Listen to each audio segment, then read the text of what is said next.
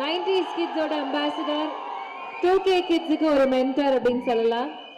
எடுத்தது 2 படம், நடிச்சது 2 படம், ஆனா பிடிச்சது கோடிக்கணக்கான மக்களுடைய மனசுல ஒரு சூப்பரான இடம். கோமாளியா வந்து இப்போ டிராகனா நிக்கிறாரு.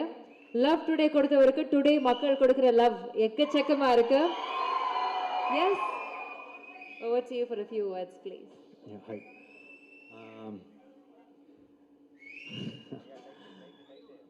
கிட்டத்தட்ட இதுதான் எண்ட் ஆஃப் டிராகனோட ஜேர்னி மாதிரி ஃபீல் ஆகுது.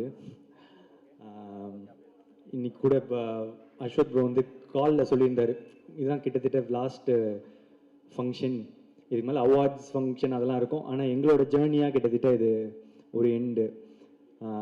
இந்த டைமில் வந்து இப்போ இந்த வீடியோலாம் பார்க்கும்போது ரொம்ப ஸ்வீட்டாக இருந்துச்சு.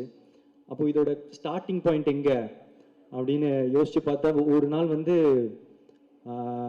படம் பண்ணலாமா அப்படின்னு அவர் கால் பண்ணது ஸ்டார்டிங் பாயிண்ட் இல்லைன்னு நான் நினைக்கிறேன். ஒரு இந்த ஓமை கடவுளை வந்து எழுதிட்டு இருக்கும் போது நாங்கள்லாம் ஒன்றா டிஸ்கஸ் பண்ணிகிட்டு இருப்போம். அப்போ வந்து ஒரு கேரக்டருக்கு பண்ணுறியாடா அப்படின்னு கேட்டார். இல்லை நான் நடித்தா ஹீரோ தான் அப்படின்னு சொன்னேன்.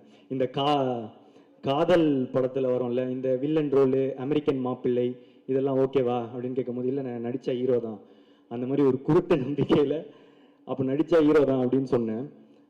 என்னன்னா அப்போ வந்து கோமாளியும் வரல, எதுவுமே வரல என்ன, ஆனால் அவர் எதுவும் நம்பினார், பண்ணுவான் போல அப்படின்ற மாதிரி ஒன்று இருந்துச்சு. அதுக்கப்புறம் வந்து ஒரு கோமாளி நடந்துச்சு. அதுக்கப்புறம் லவ் டுடே எடுத்து முடிச்சுட்டு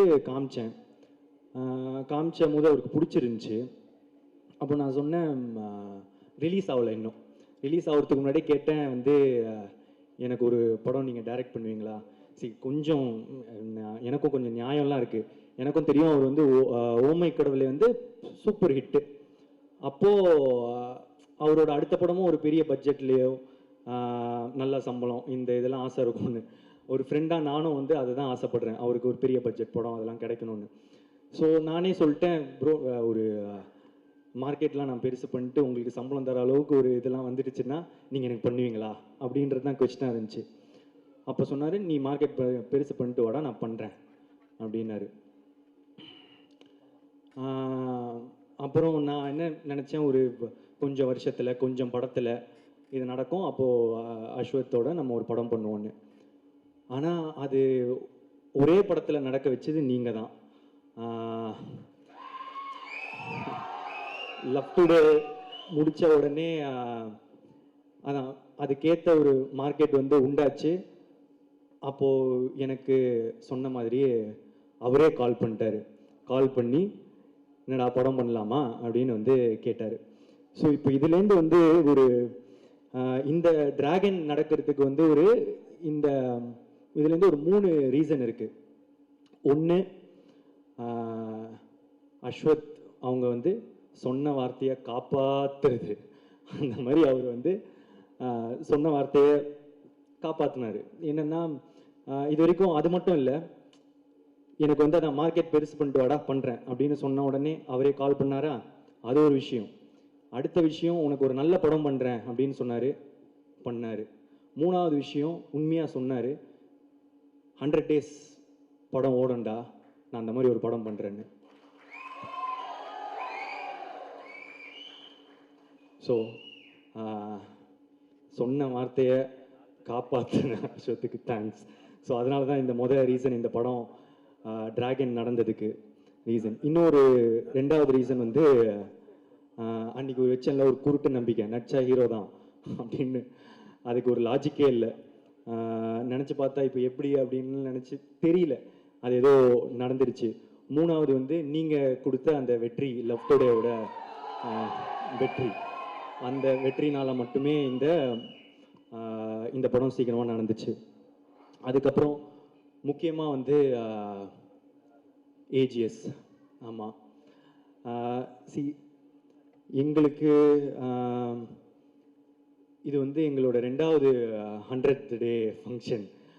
அப்போ இதுலேருந்து எங்கள் ஜேர்னி எவ்வளோ பெருசாக இருந்திருக்கும், எங்களுக்குள்ள என்ன ரிலேஷன்ஷிப் இருக்கும் அப்படின்றது இப்போ நாங்கள் ஃபீல் பண்ணுறதை தாண்டி உங்களுக்குமே ஃபீல் பண்ண ஆரம்பிச்சிருப்பீங்க. ஏன்னா நான் வந்து இந்த லவ் டுடே பண்ணும்போது இன்னொரு படமும் பண்ணுறோம் அப்படின்னு தான் பேசினோம். ஸோ லவ் டுடே முடித்த பிறகே வந்து என்ன படம் பண்ணலாம், ஏன்னா வந்து எக்ஸ்பெக்டேஷன்ஸ் ஆஃப் லவ் டுடே வந்து ஒரு மேஜிக் அப்படின்னு வந்து பிராண்ட் பண்ண ஆரம்பிச்சிட்டாங்க. ஸோ இது திருப்பி ஒன்று பண்ணணுமே, என்ன பண்ணலாம் இது வந்து சாட்டிஸ்ஃபை ஆகும் அப்படின்றது ரொம்பவே யோசிச்சுட்டே இருப்பேன். ஸோ இன்னொரு படம் டைரக்ட் பண்ணி ஆக்ட் பண்ணலாமா, இதெல்லாம் வந்து போயிட்டே இருக்கும் போது தான் ஏற்கனவே ஏஜிஎஸும் அஸ்வத் ப்ரோவும் வந்து பேசியிருந்தாங்க, ஒரு படம் பண்ணுறது அவங்களும் பேசியிருந்தாங்க. ஸோ இது கரெக்டாக வந்து ஒரு மாதிரி அமையும்னு சொல்லுவாங்கல்ல, அந்த மாதிரி தான் எனக்கு டிராகன் அமைஞ்சது. ஸோ இந்த ஏஜிஎஸோட இருக்கிற இந்த ஜேர்னி எனக்கு வந்து இன்னும் போயிட்டே இருக்கும்னு நான் நினைக்கிறேன், நம்புகிறேன். Thank you Agoram sir, Ganesh sir, Suresh sir, Archana ma'am, Aishwarya ma'am, Venkat Manickam sir. So it's a sweet journey, எங்களுக்கு இன்னும் தொடர்ந்து பண்ணிகிட்டே தான் இருக்க போகிறோம். அதை தாண்டி இது வந்து என்னோட 3வது 100 டே ஃபங்க்ஷன். ஸோ கோமாளி, லவ் டுடே, அதுக்கப்புறம் டிராகன், ஹேட்ரிக். ஸோ